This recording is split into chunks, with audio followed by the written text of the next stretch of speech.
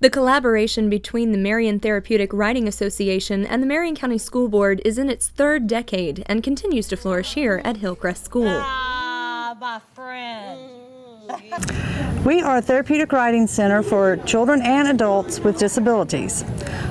We actually started 32 years ago here at Hillcrest when some teachers at Hillcrest School heard about the benefits of therapeutic riding for children with autism. Since this is the horse capital of the world, they joined together with the trainer here and wrote a curriculum for the students.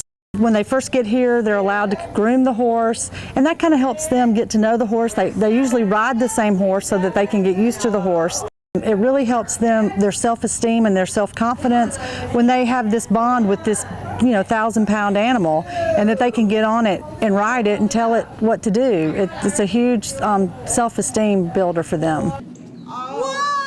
That was great. What a good job. The tangible benefits of being around these beautiful animals are many.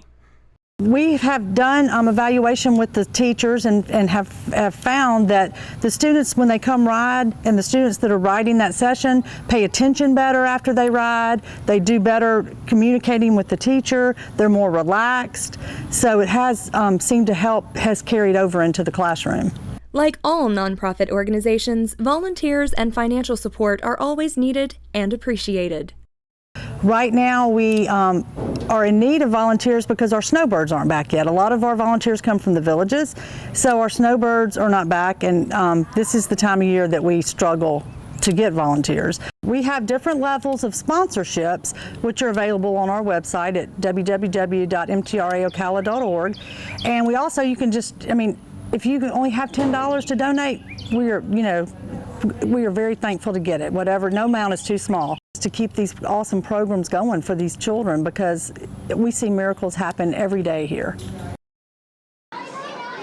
Lots of schools get into the Halloween spirit, but few to the extent of East Marion Elementary, where the line stretched out the door and around the building for nearly 2 hours. We usually get an average of 500 kids coming through. That's just the kid count. And we open it to the whole community. So even if the kids don't go to East Marion, they can still attend the Safe Halloween. There you go, sweetie. Thank you. It's a big deal. It's also an important one, as that area of Marion County isn't a trick-or-treater's paradise. We like to do this for the community because we don't have a lot of places out here to trick-or-treat. We have a few communities out here, but we know here at least it's a safe place for them to trick-or-treat. Faster than a speeding bullet, Superman keeps the individual stations stocked with candy from a supply that, in years past, has been well over half a ton. We have, I think this year we had almost 900 pounds of candy turned in this year. In the past we've had up to 1,200, so this was a little down, but 900 pounds of candy. In her first year at the school, it didn't take long for Krista Miller, aka Dorothy, to realize she wasn't in Kansas anymore. Oh, I love it. It's my first time doing it. It's awesome. I'm so excited. Could you have ever imagined the school Halloween being quite this intense? Never. It's way beyond what I ever thought it would be. It's pretty cool. She and her group of teachers won the decorating contest, although the pre-K teachers certainly went to work, turning a hallway into the Seven Dwarves mine shaft. Legacy Elementary last week welcomed a few special guests with a special message about bullying. I was told you'll never be anything in life, right? Guys, I took that as motivation. I'm here to tell you guys, the biggest thing I've done with all the negative comments and the bullying I endured, I went back and apologized to everyone that ever bullied me, right? I apologize to everyone that ever had anything negative to say that bullied me, because it wasn't their fault. It was something that was lacking, right?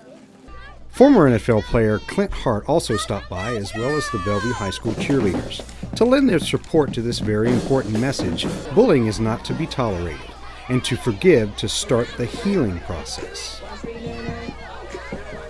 If we have bullying going on within one another, guys, apologize. It's never too late, right? It's never too late to go back and apologize. Each and every one of you can be anything you want to be if you put your mind to it and just get out and achieve those goals. With 1 week left in the regular season, playoff matchups are already set, and 3 district schools will host first-round playoff games on November 13th. North Marion hosts Menendez from St. Augustine, Dunellen faces Bradford from Stark, and Vanguard goes up against Sun Lake from Land O'Lakes. All games kick off at 7:30. I know what you're thinking. What in the world is the superintendent of schools doing standing in front of a woolly mammoth? Well, the superintendent just happens to be here at the Silver River State Park at the Silver River Museum. And I bet you did not know that the Marion County School System partners with this fantastic venue with field trips for our students and opportunities for our teachers to receive professional development. This great park, in conjunction with the state of Florida, offers many opportunities for many citizens right here in Marion County and all over Central Florida. There's a campground, there's this beautiful museum, there are walking trails, and it's right on the Silver River. Yes, Marion County is a partner with this fantastic opportunity for our students and our citizens here in Marion County. You're going to hear a little bit more about another great opportunity when we talk about Ocala Country Days, which will be hosted by this very great place to be. I hope you'll have an opportunity to come out and see the wonderful Silver Springs State Park. If you have one of the printed school calendars, we want to remind you about a change. Originally, Wednesday, November 11th was an early release day, but after the calendars were printed, that early release day was moved back a week to the 18th. November 11th is now a regular full school day. The reason for the change is November 11th is also Veterans Day, and the school district plays a huge part in honoring the men and women who have served our country. At least 15 schools are expected to participate in the ceremony at Veterans Park beginning at 11 a.m., including color guards from all 7 high school JROTC units, as well as Hammett Bowen Elementary, the school named after Marion County's only Medal of Honor recipient. Additionally, Maplewood Elementary has invited all veterans associated with that school to attend one of 2 ceremonies that morning, one at 8:15 and the other at 9:15. We would like to thank the more than 225 different individuals, organizations, and companies who donated to our schools last year. Combined, you contributed just over $1 million to help our students and teachers. Here's how some of that money was used. We love our 4-H. This is the message that has been echoed by my students at the Shady Hill Elementary School just this year. Because of your generous donations, I have had the wonderful privilege of sharing my passion for the agricultural industry with my elementary school students. Your donations allowed us to purchase Marion County and Florida's first public elementary school steer, in addition to a meat goat, a lamb, and a market hog, which many took grand champion this year at the Southeastern Youth Fair. Your donations also allowed us to travel to Tallahassee, to Florida State Capitol, to meet with many of our state senators, representatives, and Commissioner of Agriculture to share about our fun and exciting young 4-H program. With continued support, we can grow this program and continue investing into today's youth and tomorrow's leaders. Thank you.